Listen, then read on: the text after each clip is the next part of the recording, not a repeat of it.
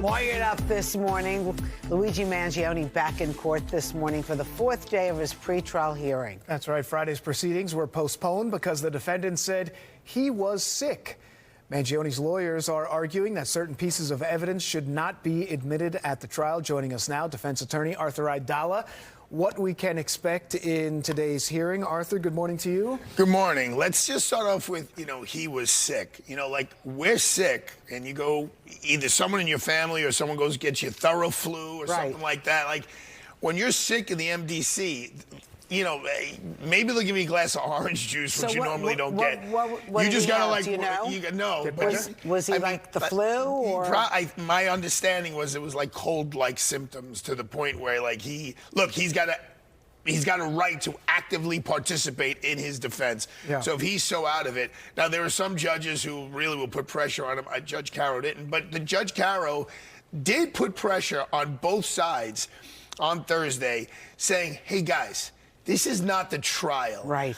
Let's move things along. Like, this is really taking some time." Now, I know the prosecutor since 1990 when I interned in his office, Joel Seidman. He's been there for 30 years. He is very thorough. I mean, I have never heard of a hearing regarding Luigi's statements and what was recovered from him, calling 27 witnesses. That's what I was going to say. Guys, it's usually like 3 witnesses. Maybe 4. Like, 4 is a lot. 20, but that's what Joel Seidman does. He calls everyone. And then the defense attorneys, apparently, led by Mark and Cara Nignifalo, are like cross-examining.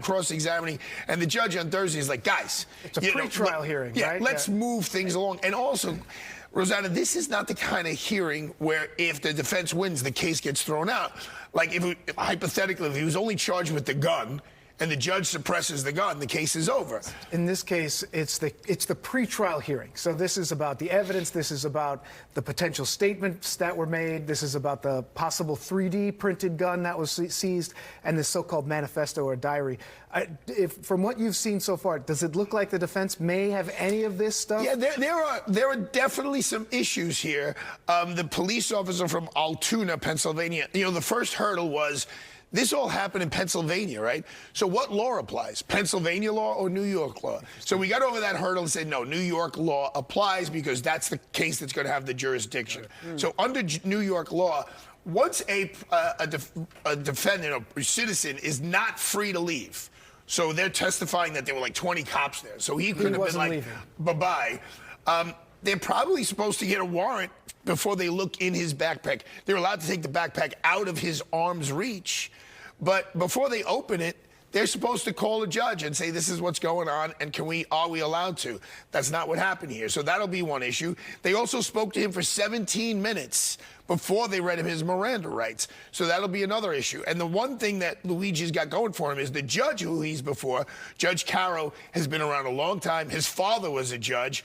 He's very well known. He's very serious, but he's not afraid to make tough calls. And obviously, anything he does to help Luigi, for most of the population, will be a tough call. But for the cheerleaders Luigi has in front of the courthouse, they'll be cheering him on, which I don't understand that. Is he still getting lots of people who are coming in to support him? Young His people, website is tremendous. Yes, there are people wearing, I think it's green shirts that say Free Luigi, and there are young women there who are in love with Luigi. It's very odd because Brian Thompson... Does he acknowledge them in the courtroom? No, he can't. Like, he just comes in through a side door. He goes in. I think he looks at certain people in the audience. They're all the way in the back. There was, when he came in through the hallway, there's kind of sometimes was eye contact. Yeah, but now that he's in custody, he's coming in. He's not going. They're not walking him through the whole hallway. But this is going to... I mean, I thought this was going to be a 3-day hearing. Normally, it would be a 3-day hearing. We're going in the second week now. Right. So do you think we could wrap it up this week? Yeah, I think we would. And the real issue is the judge going to ask for oral argument from both sides? Is he going to ask for written